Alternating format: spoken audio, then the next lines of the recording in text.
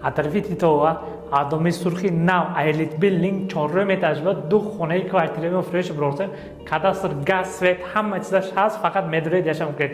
Майҷа момушта зал дегето мумкин сабсафед минимализм кардаги ремонт кардаги майҷа спальни хоне мо. Ҳамто дар мага дукаси диван, чӯрумо, гардёбни шкаф, ҳама шароиташ ҳаст. Ёнаш ошхона бо худоша балконаш ҳаст. Марҳамат бед. Ҳамто майҷа медоред полный сплошной кухонный гарнитур худоша техникош кади майҷа балконамо марҳамат. Парковка зона проблема не. Лифтамо дута подъезд ба ин хилаш ҳарба фақат дута домба ҳаст. Майҷа бишас ападез даромад, даромад гардёбни шкаф и ахраи хонемо общий санузел. Ду хона 4 метр 61 метр квадрат нархаш $76,000 бо савдош ҳаст.